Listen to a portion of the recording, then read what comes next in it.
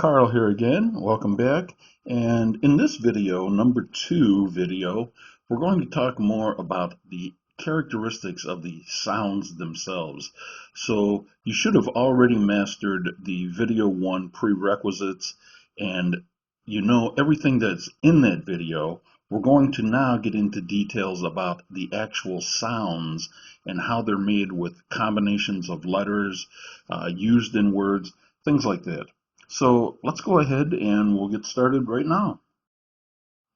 Once you have mastered the prerequisites video, it's important to note also that sounds are made by one or more letters. So for example, 3 letters can make one sound. That sound is unique. That is what you're really learning here. 44 sounds only. In fact, if you look at note number 2, the relationship of the sounds and letters matter, but only the combinations of letters and the sound that it relates to. At first, the sounds, and especially the short vowel sounds, almost sound alike. A lot of languages don't have the short vowel sounds that we do in English, and so they sound alike. They're also harder to say because you may have similar sounds in your native language. You need to practice the short vowel sounds until you can distinctively hear and say the difference of those sounds. Just another note about reference words. As mentioned before, you can select your own word. It should only have one syllable. In other words, it should be monosyllabic, one syllable, for example, and, at, as opposed to apple, apple. That's 2 syllables. The reason I suggest one syllable words, they're easier and you're not concerned with the word, the meaning of the word, or using the word. You just, again, are using the word to help you learn and memorize the sound. Also, in this video though, or in the sound videos, I do not stick specifically to words with one syllable, and I try to give examples with the sound that you're learning inside of a word. This is so you can hear how it works both ways. Most words do not start with the sound that you're learning. All right, so you have to learn to use the sound, hear the sound, and make the sounds inside of words already. Lastly, don't be concerned with grammatical jargon. I use it mostly, you'll see in a minute, for categorization of the sound families. So try not to get hung up on grammar and grammar terms. Just a quick note about using your phone to record your voice. I cannot stress enough how important that is. You need to hear every day how your voice is changing. Again, like learning a song. Listen to it over and over, record yourself, listen to you. Listen, first record the sound. Immediately after recording the sound on the same recording, don't turn off your phone, you make the sound. So it's the recording, you, recording, you. You need to hear that every day. You need to record new recordings every day like that so you can hear your progress. All right, and do as much as you can. The reason you're recording this material also is because now you can practice 2, 3, 4 hours a day by listening to these recordings. For example, at lunchtime, okay, driving to work, walking in the park or wherever it is you go. All right.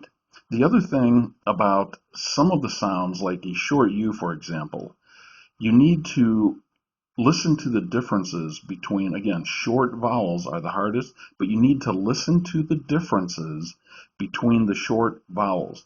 Don't try to make the short vowels sound like the same sound or a sound that you know in your native language.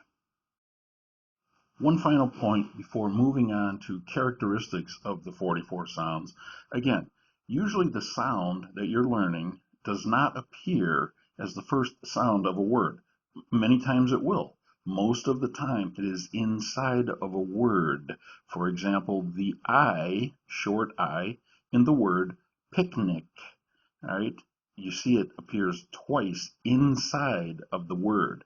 That sound is the same short I sound both times. The biggest thing that you must understand, one sound can have many letters. This means grouping of letters also. It's not just a single letter. So when I say many letters, I mean anywhere one, two, three letters, even more, can make one sound. Or the opposite, one or more letters can have many sounds. So you need to make sure you understand that. Your success after this will depend on a couple factors, including your memory, learning ability, understanding of the expectations. In other words, what are you supposed to be learning from the 44 sounds? And how much do you practice? Practice, practice, practice. All right, so let's start talking about characteristics of the sound families. English has 19 vowel sounds that you can see listed here. Don't worry about the pronunciation or the meaning of the word diphthongs. There are 3 of those. Just know that this is a word, a grammatical term used to help categorize the sounds. All right, later we will talk a little bit about things like that. And on top of that, there are 25 consonant, unique consonant sounds. That is the important concept to understand. All right. The other thing, vowels and consonant letters do not change. In other words, the vowels A, E, I, O, U do not change. They will be vowels. Consonants are consonants with the exception of the letter Y. Y is the only letter that can be a vowel or a consonant. So let's begin with the vowel sounds, since these are the hardest for most students. Short vowels, as I mentioned earlier, tend to sound alike to students, or they tend to sound like sounds you are already familiar with in your native language. I can't tell you how important it is. You have to learn the individual vowel sounds as we say them, that is, native speakers of English would pronounce those. You need to be able to also hear those sounds as we say those. The long vowels are the easiest because, as I mentioned before, you just say the name of the letter. Long A is A, like cake. For example, that this concept, the next one, is of most importance. Multiple letters, that's called a grapheme, can make a single sound. So, OO is not a letter, but it is a sound. In fact, it has a long and short version. 2 letters, 1 sound. We're going to see more of this, but make sure you're not confusing 1 letter, 1 sound. 1 sound, 1 letter. It does not work that way. And lastly, as I mentioned, Y can be a vowel or a consonant, but Y can also have a long or short vowel sound when it is a vowel. I cover this later, as you'll see in one of the sound files, but just make sure that you understand the things that are on this page about vowel sounds. Here is a short note. The next sounds that you learned are called R controlled. Usually these come after the long and short vowel sounds. These are R controlled vowels.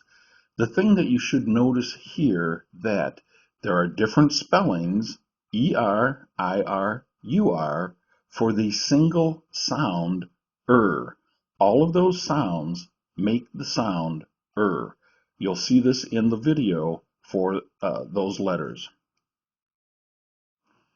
After the R-controlled sounds, we get into the consonant sounds. The first thing you'll notice is how can we have 21 consonants but only 18 consonant letter sounds? Well, as I said, one letter can have many sounds can have one letter. You'll see this is the case with consonants. Also, when learning consonants, some of the consonant sounds, again, these are the single letter consonants, it's almost impossible to make just the sound the letter truly makes because the consonant is followed by a vowel in general. Now, an easy way to practice this is to take all of the short vowel sounds like you see here on the first example for B and make the sound of B with the short vowel sound like b, a, ba, b, a, ba, b, I, b, on and on. If you do that, it helps you learn the consonant sound of B, but it also gives you an additional way to practice the short vowel sounds. The other thing in the 44 sounds, it happens a lot that one letter, a single letter, for example, G, can have two sounds, as in you see g, g, gate. It also can sound like j, j, germ, which happens to be the sound J makes. In the 44 sounds, another concept you need to become familiar and stick to. We are only learning one sound of this letter. For example, g, g, gate. Later, you'll see when does G sound like J. All right, so learn the 44 sounds. The letter X, as you see next, is confusing for some students, mostly because words do not begin with X. And when they do, they have a Z sound like xylophone. All right, even though the word begins with X, it sounds like a Z sound. All right, we cover that with the letter X as a special sound in the consonants, but just be aware X is a little confusing for some students. All right, Y as a consonant will be presented in the consonant sounds. Our next family of sounds deals with something called blends. Blends are two or three letters, as you'll see, again, making one sound. Many letters having one sound, but many letters act together to make the sound. The difference between a blend and our next family that you'll see, digraphs, is this. In a blend, you can hear the sound of each letter. For example, BL, I can hear B, L, bl, bl. You can hear the sound of each letter. It also forms a new sound, bl. So, with those two letters, B, L, I have a new sound, bl. Those are called blends, and you'll see that in the family of sound files. Digraphs come after blends, and similarly, they are two or more letters, but I should say two. However, a digraph, unlike a blend, makes a unique sound, and that is all. You don't hear the sound of each letter in a digraph. So, in a digraph, I should say, for example, the letters C and H make the sound ch. In that sound, ch, you do not hear the sound of C or H. What you're really hearing, and what you're really saying, is the sound of both letters together. So, in contrast, blends, you can hear the sound of each letter, bl, bl. In digraphs, you cannot. It is a single, unique sound. Also, you'll see something referred to as voiced and unvoiced. Don't worry so much about this. It has to do with stress or emphasis. In the sound TH makes, it is more important that you can make the sound instead of worrying about is it stressed, unstressed, voiced, unvoiced. Concentrate more on the placement of your tongue in making the sound the, that, this, for example. One last thing about digraphs. For the first time, you're seeing a sound at the end of a word. NG and NK, for example, uh, usually appear at the end or inside of a word. They almost never in English can start a word. NG, like sing, thing, appears at the end of a word. These are a little difficult for some people, but get a good reference word. Use more than one if you want. Sing, thing, swing. All right, the best way to learn those. Make sure in note number 2, you know the difference that different spellings can make the same sound, like you see OI, OY, one sound, oi, oi. Just a simple note, the last family of sounds are called special sounds. Here you're going to see something that we haven't seen yet. That is the combination of letters. I have yet to see these two letters used in a word except for a few medical terms, maybe someone's name, but that doesn't count. Mostly ZH is a sound. However, those two letters will almost never appear in a word. The sound ZH makes is zh, like the S in vision. Vision. All right, so ZH, zh, sounds like jeune, S in vision. We have reached the end of our video on sound files, about the sound files, some characteristics of the 44 sounds. Watch this video as many times as you need, but remember you can always contact us for private lessons at fluentenglishskills@gmail.com, and also remember to like, share, and subscribe to this video. Thank you again for watching and participating in the 44 Sounds of English. As always, start speaking today.